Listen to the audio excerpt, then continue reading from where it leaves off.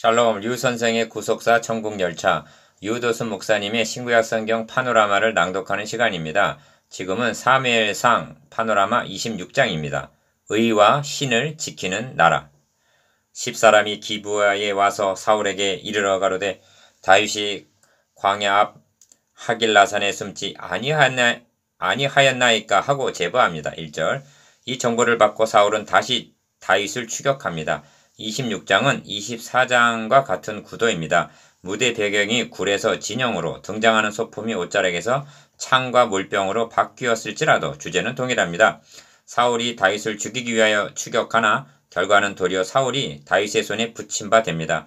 그러나 다윗은 결정적인 증거만을 확보할 뿐 해하지를 않습니다. 그런데 두 장면을 관찰해보면 24장이 소극적이라면 26장은 보다 적극적임을 보게 됩니다. 24장에서는 다윗이 도피하여 있는 굴에 사울이 우연히 찾아드는 것으로 되어 있습니다. 그러나 26장에서는 다윗이 사울의 진영으로 잠입해 들어갑니다. 그리하여 사울의 창과 물병을 가져옵니다. 그렇다면 이 사건들을 통해서 성경이 우리에게 하시고자 하는 메시지가 무엇일까요? 먼저 부정적인 면을 말씀드린다면 다윗의 선함이나 의로움을 증거하기 위함이 아니라는 점입니다.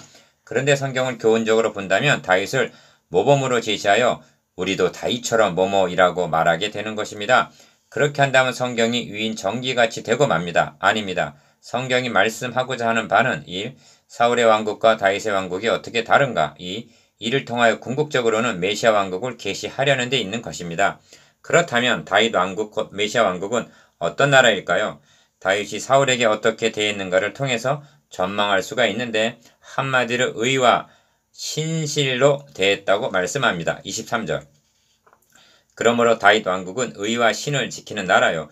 이것이 메시아 왕국이기도 합니다. 성경은 말씀합니다. 그 날에 유대 땅에서 이 노래를 부르리라.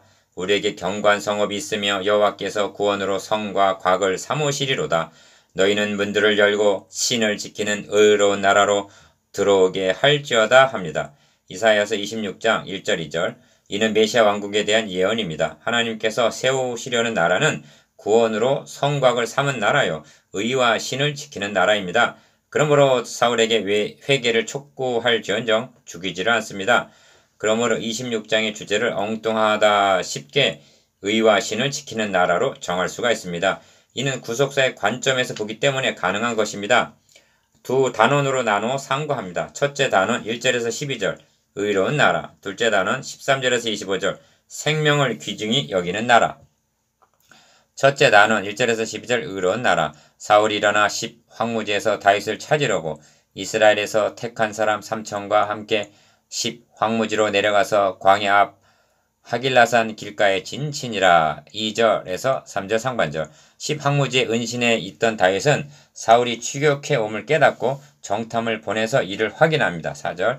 그리한 후에 야음을 틈타 아비새와 함께 사울의 진에 침투합니다. 나아가 본즉 사울이 진 가운데 누워 자고 창은 머리곁 땅에 꽂혔고 아브넬과 백성들은 그를 둘러 누웠는지라. 7절. 그런데도 누구 하나 파수를 보는 자도 없고 깨는 자도 없었습니다. 이는 여호와께서 그들로 깊이 잠들게 하셨으므로 그들이 다 잠이었더라고 말씀합니다. 12절. 이러한 상황 설정을 통하여 성경이 드러내고자 하는 바가 무엇인가를 생각하게 합니다. 1. 다윗은 사울을 해할 목적도 아니면서 위험을 무릅쓰고 어찌하여 사울의 진에 침투했는가? 2. 하나님께서는 치는 것을 금하시면서 어찌하여 저들로 깊이 잠들게 하셨으며 번번이 사울을 다윗의 손에 붙이시는가? 3. 창과 물병만 가지고 돌아온 이유가 무엇인가? 이러한 물음을 통해서 하나님의 의도하심을 깨달을 수가 있습니다. 그것은 분명합니다. 사울을 죽일 수가 없어서 이 고난을 당하고 있는 것이 아님을 보여주려는 것입니다. 사울을 죽일 수도 있었음에도 불구하고 다윗은 결코 사울을 해하지 않는다는 점을 입증해 보이시려는 것입니다. 24장에서도 그렇게 하셨습니다. 더 정확하게 말한다면 죽이지 않는 것이 아니라 죽일 수가 없었던 것입니다. 왜 그러합니까? 메시아 왕국의 예표가 되어야 할 다윗 왕국의 선왕을 죽이고 왕위에 오르는 반역자의 왕국이라는 오명을 면케하시기 위해서인 것입니다. 다윗이 나발에게 보수하려는 것을 막으시고 하나님께서 갚아주신 까닭도 여기에 있었던 것입니다. 다윗도 이를 알았기에 아비새가 하나님이 오늘날 당신의 원수를 당신의 손에 붙이셨나이다 고 말했을 때에도 8절 죽이지 말라 고 말했던 것입니다. 9절 상반절. 여기에 첫째 단원의 중심점이 있습니다. 여호와께서 사시거니와 여호와께서 그를 치시리니 혹 죽을 날이 이르거나 혹 전장에 들어가서 망하리라. 내가 손을 들어 여호와의 기름 부음을 받은 자를 치는 것을 여호와께서 금하시나니 너는 그의 머리 곁에 있는 창과 물병만 가지고 가자고 말합니다. 10절 11절. 아비새가 생각하기에는 참으로 답답하고 불만스러웠을 것입니다. 그러나 다윗은 자신이 고난을 받을지언정 사울을 죽임으로 말미암아 하나님의 거룩하신 이름과 메시아 왕국의 이미지를 훼손되게 할 수는 없었던 것입니다. 이 점에서 명심해야 할 점은 사울은 자신의 가문과 명예를 위하여 싸우고 있으나 다윗은 여호와의 싸움을 싸우고 있다는 점입니다. 25장 28절. 그러므로 다윗의 언양은 하나님 중심입니다. 그의 말에는 빈번하게 여호와가 등장합니다. 24장에서는 여호와가 7번, 6절, 6절, 6절, 10절, 10절, 12절, 15절 등장하고 있는데 26장에서는 더욱 많이 등장하여 무려 16번이나 나옵니다. 9절, 10절, 10절, 11절, 11절, 16절, 16절, 19절, 19절, 19절, 19절, 20절, 23절, 23절, 23절, 24절. 이는 다윗이 사울과는 달리 철두철미 하나님 중심 사상임을 나타내주는 증거입니다. 또한 여호와께서 재판장이 되어 나와 왕 사이에 판결하시리라. 24장 15절. 여호와께서 사시거니와 여호와께서 그를 치시리니 26장 10절 하고 심판권을 하나님께 맡기고 있다는 점입니다.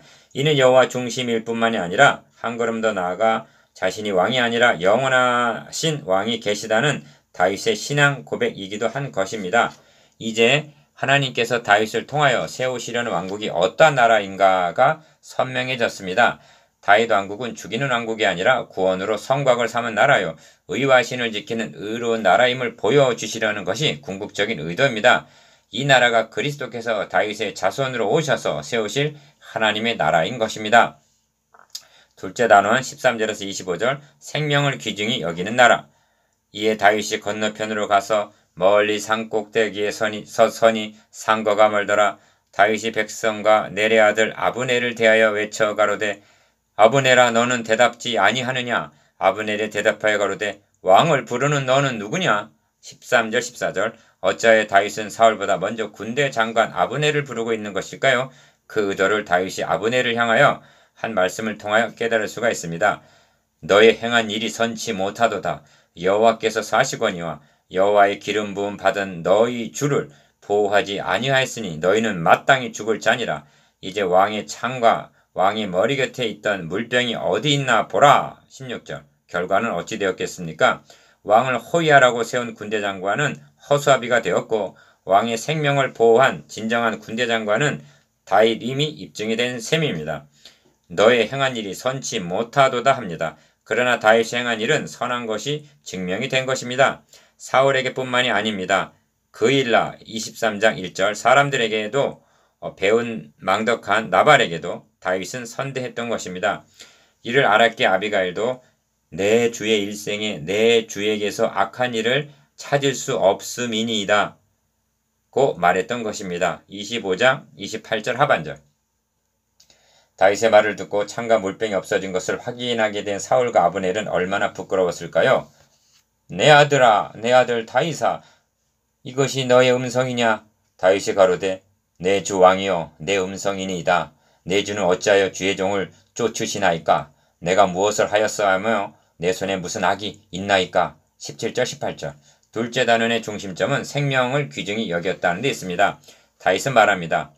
오늘날 왕의 생명을 내가 중히 여긴 것 같이 내 생명을 여호와께서 중히 여기셔서 모든 환난에서 나를 구하여 내시기를 바라나이다. 이를 알았기에 사울도 너가 오늘 내 생명을 귀중히 여겼은즉 내가 다시는 너를 해하려 하지 아니하리라 고 말합니다. 21절. 다윗 왕국 곧 메시아 왕국은 의로운 나라일 뿐만 아니라 생명을 귀중히 여기는 나라인 것입니다. 이때도 사울이 회개하는 듯이 여겨지나 그것은 감정에서 우러나온 후회이지 그의 말에는 여호와에 대한 언급이 없습니다. 그러나 다윗의 진술에는 여호와께서 각 사람에게 그 의와 신실을 갚으시리니 이는 여호와께서 왕을 오늘날 내 손에 붙이셨으되 나는 손을 들어 여호와의 기름 부음을 받은 자 치기를 원치 아니하였음이니이다 하고 23절 한 절 속에서도 여호와를 3번이나 언급하고 있습니다. 사울이 다윗에게 이르되 내 아들 다윗아 너에게 복이 있을지로다. 너가 큰 일을 행하였고 반드시 승리를 얻으리라. 25절 그렇습니다. 메시아 왕국의 모형인 다윗 왕국은 생명을 귀중히 여기는 구원의 왕국이요 의와 신실을 지키는 의로운 왕국이 되어야만 했던 것입니다. 이 점은 오늘날 교회도 적용이 되어야 마땅합니다.